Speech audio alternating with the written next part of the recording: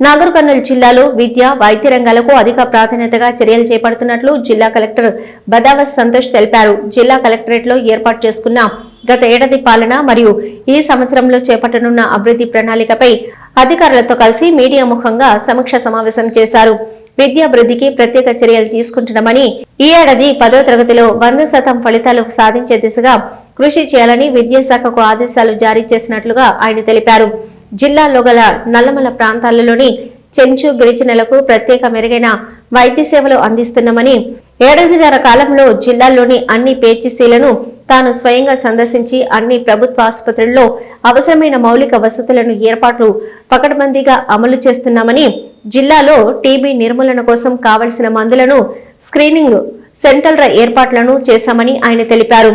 జిల్లాల్లో అన్ని అంగన్వాడీ కేంద్రాల పనితీరును మెరుగుపరిచి తద్వారా మహిళా సంక్షేమ ఆర్థిక వ్యవస్థను బలోపేతం చేయడం కోసం గాను మన్ననూరు, సోమశిల లాంటి టూరిస్టు ప్రాంతాల్లో మహిళల కోసం క్యాంటీన్ల ఏర్పాటు, అదేవిధంగా కల్వకుర్తి, మన్ననూరు ప్రాంతాలలో పెట్రోల్ బంకుల ఏర్పాట్లు మరియు సింగోటంలో గ్రామ పరిధిలో సోలార్ విద్యుత్ ప్రాజెక్టు, అలాగే విద్యార్థులకు దుస్తుల పంపిణీ, ఇందిరా సౌరగిరి జల వికాసం లాంటి పథకాల ద్వారా వారి ఆర్థిక వనరులను పెంచే విధంగా చేశామని ఆయన తెలిపారు.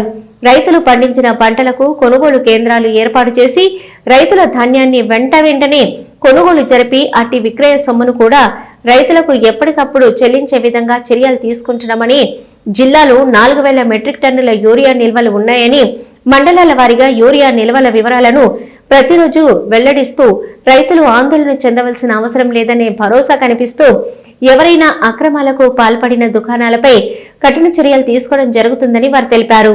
ఈ అన్ని రెసిడెన్షియల్ స్కూల్లో ఎక్కడా కూడా వాళ్ళకి శానిటేషన్ ఆస్పెక్ట్స్ లో పెట్టే ఫుడ్ విషయంలో, అదేవిధంగా ఎడ్యుకేషన్ విషయంలో ఎక్కడ మనము కాంప్రమైజ్ కాకుండా, ఎక్కడ ఎటువంటి చిన్న మిస్టేక్ జరిగినా కూడా మా తప్పు ఉంటే అక్కడ కన్సర్న్ ఆఫీసర్ని రెస్పాన్సిబుల్ చేయడం, లేదు ఏమైనా పొరపాట్లు అంటే దాన్ని ఇమీడియట్గా రెక్టిఫై చేసి దాన్ని మనం ఇంప్రూవ్ చేసుకోవడం, ఆ ప్రకారంగా ముందుకు వెళ్తా ఉన్నాం. సో అది మనకు ఒక మేజర్ ఆస్పెక్ట్ ఉంటుంది. అంటే first priority place all residential place schools, అందులో proper food facilities as well as education facilities.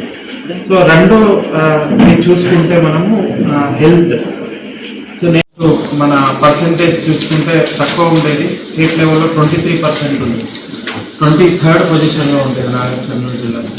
So గత సంవత్సరం మనము దాన్ని ఆ రెసిడెన్షియల్ స్కూల్స్కి కూడా ఒక్కొక్క ఆఫీసర్ని ఐడెంటిఫై చేసి ఇనిషియల్ ప్రియారిటీగా మనము అక్కడ శానిటేషన్, ఈ కుకింగ్ స్టాండర్డ్స్ ఇంప్రూవ్ చేయమని చెప్పడం జరిగింది. సో అందులో భాగంగా వీళ్ళందరూ అక్కడికి విజిట్ చేసినప్పుడు మనకి కొంత కుకింగ్ స్టాండర్డ్స్ కానీ, శానిటేషన్ కానీ, మనం సర్వ్ చేసేటప్పుడు ఆ స్టాండర్డ్స్ కానీ, క్లీన్లీనెస్ కానీ కొంత ఇంప్రూవ్ చేయమని చెప్తే, ఆ తర్వాత మనము చాలా వరకు ఈ స్టాండర్డ్స్ అన్నీ కూడా ఇంప్రూవ్ చేయడం జరిగింది. అదేవిధంగా మనం ఎక్కడెక్కడైతే స్టూడెంట్స్ కంటిన్యూస్గా ఆబ్సెంట్ ఉన్నారో, లేకపోతే ఎక్కడెక్కడైతే టీచర్స్ కొంత ల్యాక్ ఉన్నారో వాళ్ళని ఐడెంటిఫై చేసి అక్కడ కొత్త వాళ్ళని అకామిడేట్ చేయడానికి చూసేసి ఈ 10th క్లాస్లో ప్రోగ్రెస్ చూపించడం జరిగింది. సో అందులో ఆల్మోస్ట్ మనము 13th పొజిషన్ గత సంవత్సరము రావడం జరిగింది 23rd నుంచి.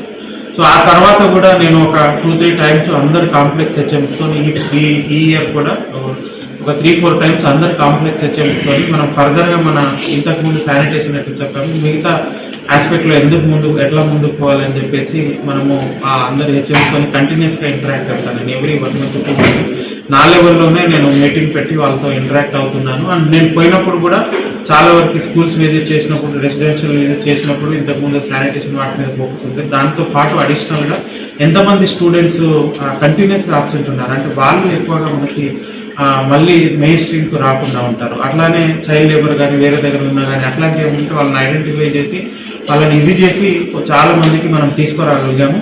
అండ్ నేను పోయినప్పుడు కూడా అదే ఇన్స్ట్రక్షన్ ఇస్తాను. మనకు సిలబస్ ఒక షెడ్యూల్ ఉంటుంది, షెడ్యూల్ ప్రకారం ఎట్లా ముందుకు గవర్నమెంట్ వచ్చిన తర్వాత ఉమెన్ ఎంపవర్మెంట్కి చాలా ప్రియారిటీ ఇవ్వడం జరుగుతుంది. సో ఎస్ఎస్సి గ్రూప్ ఇదిని మనం అన్ని యాక్టివిటీస్లో కూడా ఇన్వాల్వ్ చేయడం జరుగుతుంది. మనకి క్యాంటీన్స్ పెట్టడం కావచ్చు, మనకి ఇక్కడ కలెక్టరేట్లో క్యాంటీన్ పెట్టడం కావచ్చు, మన అక్కడ పాత కలెక్టరేట్లో కానీ, ఇంకా ఫ్యూచర్లో కూడా మనకు మన్ననూరు ఎక్కడెక్కడైతే టూరిస్ట్ ప్లేసెస్ ఉన్నాయి ఈ సంవత్సరంలో అక్కడ కూడా ఎస్ఎస్జి ఉమెన్ ద్వారా మనం క్యాంటీన్ పెట్టాలనే ఆలోచనలో ఉన్నాం.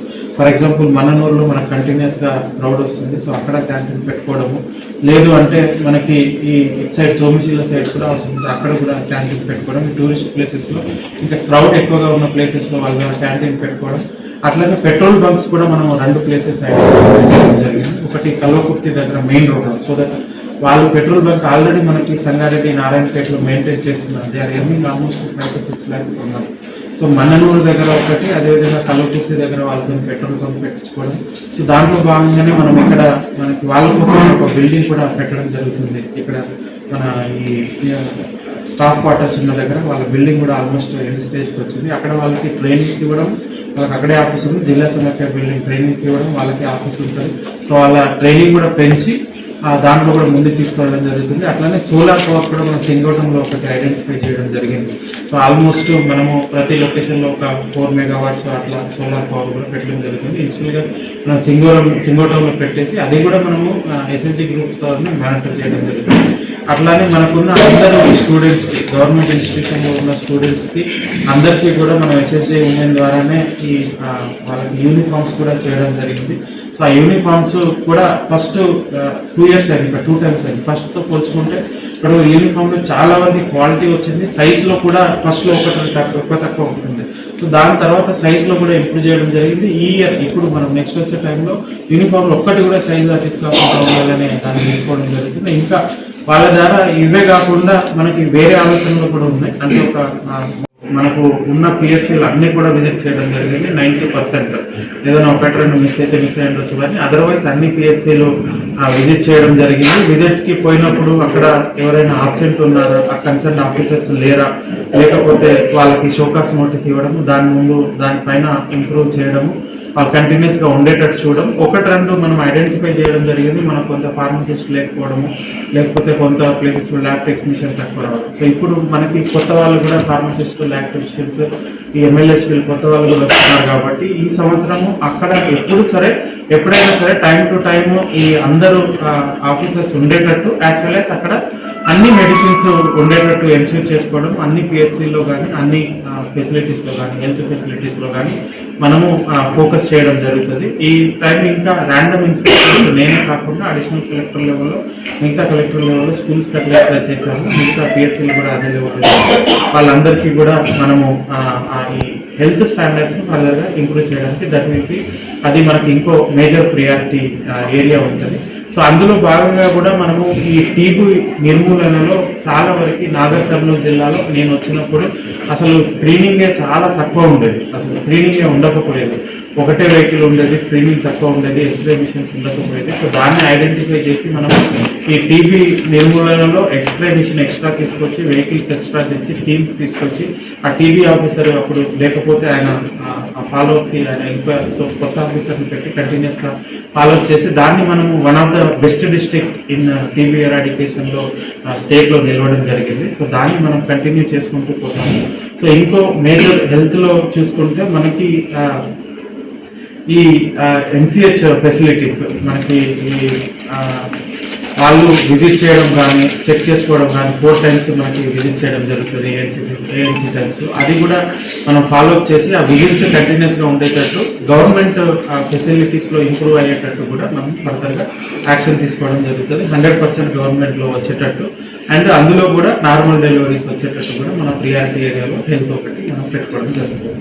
సో ఇవి 2 మనకి ప్రియారిటీ లాగా ఉంటాయి. అదేవిధంగా మనకి ఈ అంగన్వాడీ సెంటర్స్ ఏదైతే ఉన్నాయో, అంగన్వాడీ సెంటర్స్లలో గత సంవత్సరంలో మనం హెల్త్తో ఎడ్యుకేషన్తో పోల్చుకుంటే మన విజిట్స్ కొంచెం తక్కువ ఉందని నాకు అనిపించింది. సో ఈ ఇయర్లో అంగన్వాడీ సెంటర్స్ ఎక్కువగా విజిట్ చేయడము, అక్కడ ఉన్న ఇష్యూస్ ఐడెంటిఫై చేయడం, వాటిని ఇంప్రూవ్ చేయడము, అట్లా పర్టికులర్గా ఎగ్ క్వాలిటీ కానీ మిగతా క్వాలిటీ ఇంప్రూవ్ చేయడం, అదొకటి తీసుకోవడం జరుగుతుంది.